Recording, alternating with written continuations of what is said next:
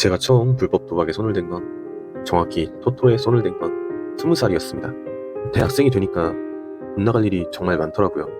매일 술자리가 있고 만날 사람들이 있고 맛있는 음식도 먹어야 되고 예쁜 카페도 가보고 싶고 그러려면 옷도 샀어야 됐습니다.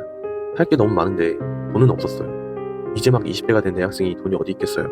보통 성실한 청년들 같으면 알바를 해서 직접 돈을 벌어다 쓸 생각을 하는데 저는 그 당시에 굉장히 일하기가 싫었어요. 노동을 하는 것이 싫다는 느낌보단 내 시간이 어딘가에 묶여있다는 사실이 싫었습니다.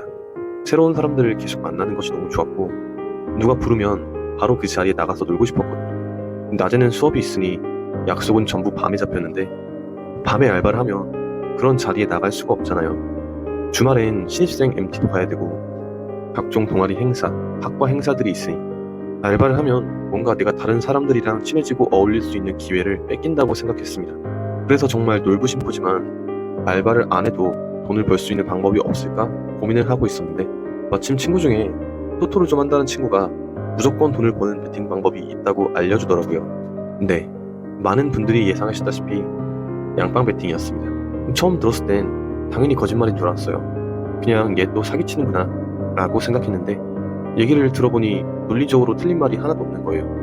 그리고 옆에서 하는 것을 실제로 보고 나니까 이건 뭐 안 하면 바보 아닌가 싶을 정도로 돈을 쉽게 벌더라고요. 돈이 계속 궁했던 저는 바로 친구한테 말해서 토토 사이트에 가입했고 그때 가진 전 재산 100만 원으로 양빵을 하기 시작했습니다. 양빵이 무엇인지는 이미 많이 알려져 있기 때문에 따로 말씀드리진 않겠습니다. 제가 했던 양빵은 당시에 유명했던 네임드 사다리 홀짝을 이용한 양빵이었어요.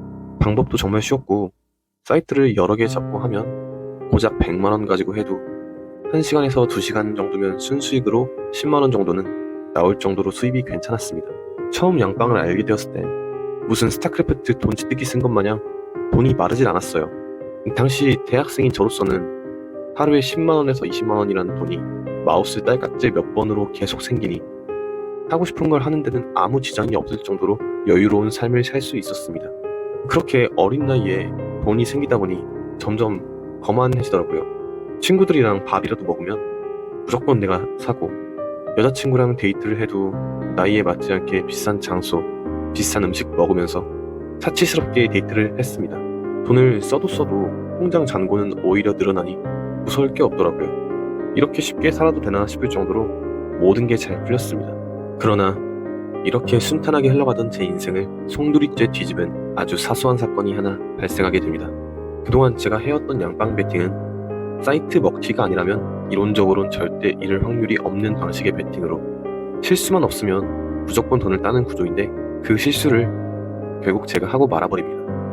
한쪽 사이트에는 홀, 한쪽 사이트에는 짝 이런 식으로 베팅해야 하는 걸 양쪽 사이트에 홀을 2개 다 걸어버린 거죠.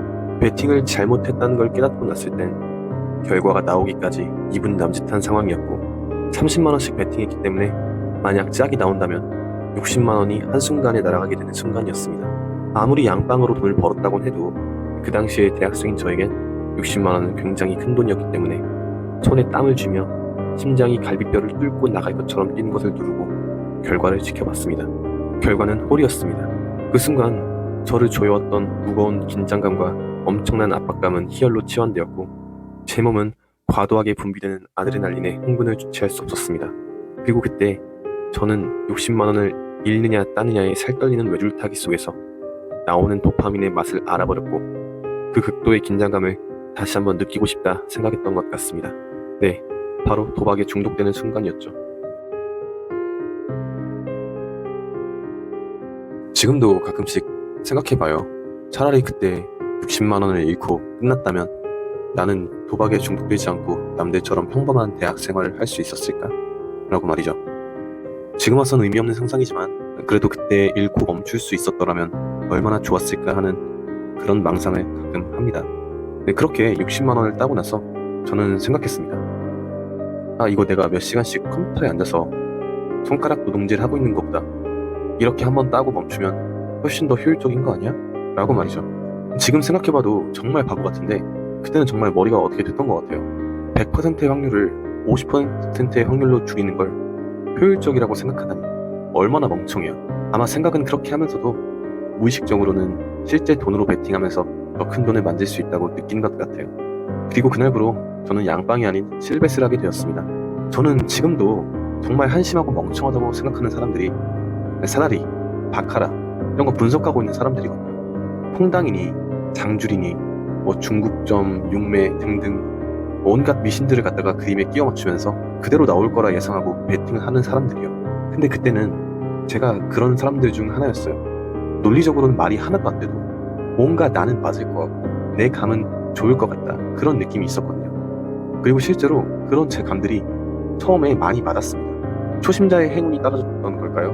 아니면 신이 저를 버린 거였을까요? 그때라도 계속 틀리고 잃었다면 제가 좀 더 빨리 도박을 접을 수 있었을지도 모르겠네요. 실베스로 전향한 저는 도파민의 뇌가 절여져 점점 일상생활을 등한시하고 베팅에 전념하게 되었습니다. 친구를 만나도 여자친구와 데이트를 해도 재미가 없었어요. 오로지 도박하는 순간만이 정신이 번쩍 들고 살아있다는 느낌을 받았습니다. 밤새도록 도박을 하다가 돈을 따면 밖으로 나가 친구들이나 여자친구한테 돈을 펑펑 쓰면서 도박을 하고 있다는 죄책감도 씻어내고 내가 지금 잘 살고 있다고 착각했던 것 같아요. 이게 영원할 리 없는데 그때는 그렇게만 살아도 아무 문제가 없는 줄 알았습니다.